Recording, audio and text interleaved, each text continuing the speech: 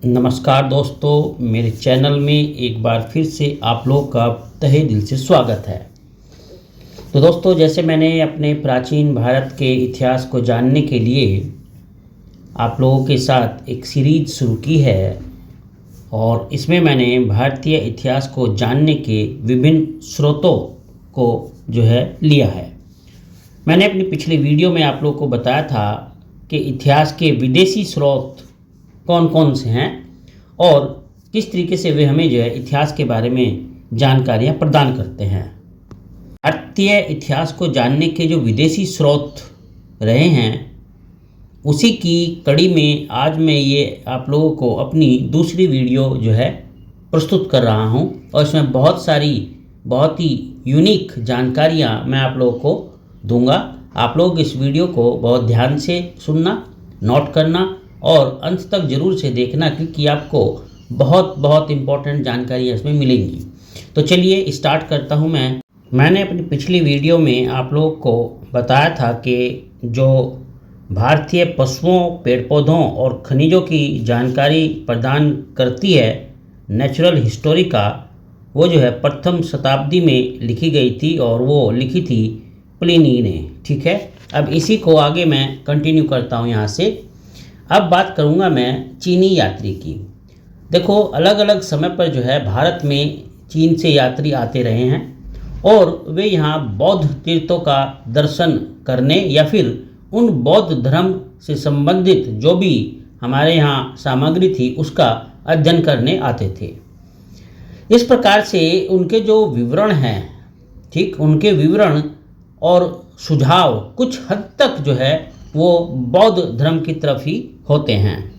और अगर हम बात करें इन चीनी यात्रियों की तो मुख्य रूप से 4 नाम बहुत विशेष प्रसिद्ध हैं। ये 4 नाम आप लोग नोट करना: फायान, सुंगयुन, त्वेंसांग और इत्सिंग।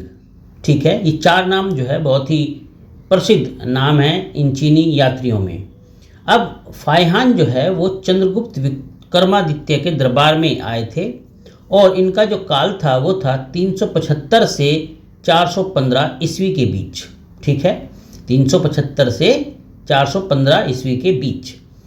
उसने अपने जो विवरण में जिक्र किया है वो जिक्र किया है मध्य देश की जनता की सुख और समृद्धि का।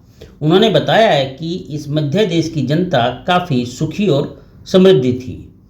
ठीक है, यानी बढ़िया संकेत उसने दिए हैं।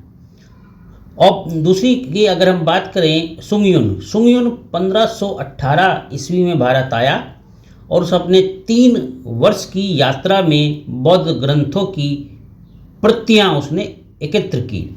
यानी वो लगभग 3 साल तक ये प्रतियां एकत्र करने में बौद्ध धर्म की जो प्रतियां थी उनको एकत्र करने में उसने अपना यहाँ पर व्यतीत किया।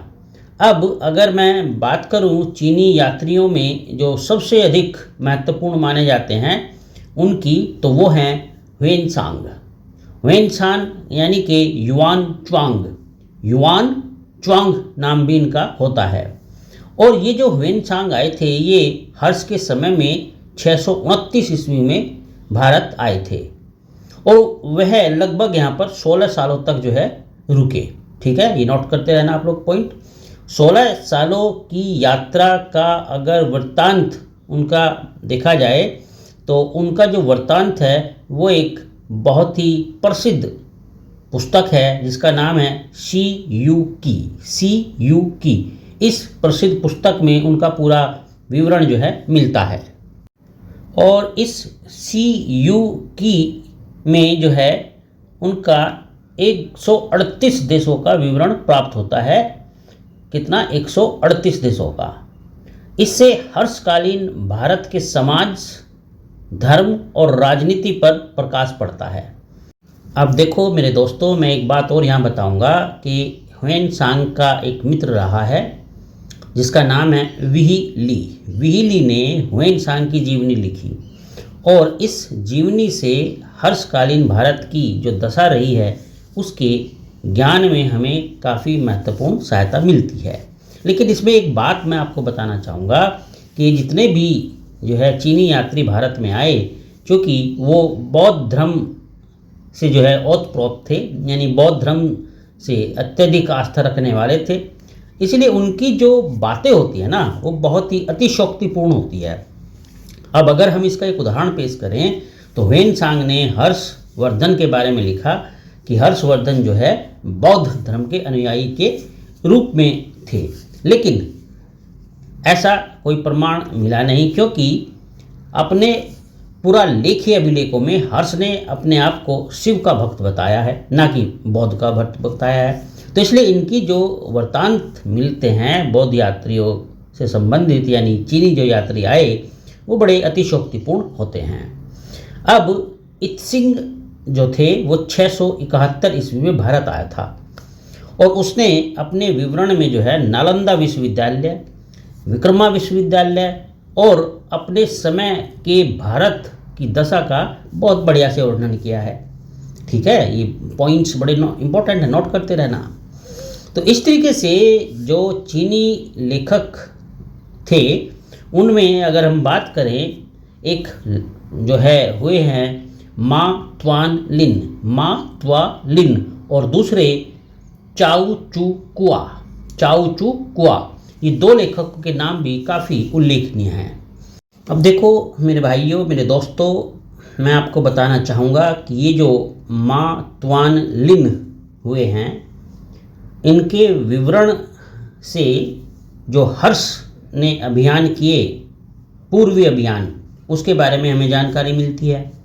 और जो ये दूसरे लेखक थे चाउ जू कुआ, क्या नाम है इनका, चाउ जू कुआ, इनसे हमें चोल इतिहास के बारे में काफ़ी जानकारी प्राप्त होती है। तो मेरे दोस्तों, ये थी कुछ भारतीय इतिहास को जानने की विदेशी विवरण। आगे की अपनी वीडियो में मैं आप लोगों को बताऊंगा कि जो अरबों ने भारत के बारे में अपने विवरण छोड़े वो क्या हैं और किस तरीके से वे हमें भारतीय इतिहास को जानने में मदद करते हैं। तो चलिए, तब तक आप लोग अपना पूरा ध्यान रखना। मुझसे जुड़ने के लिए बहुत बहुत धन्यवाद और ईश्वर आपका दिन शुभ करे, आपको सुख समृद्धि दे। मैं भगवान से यही प्रार्थना करता हूँ। आपका धन्यवाद।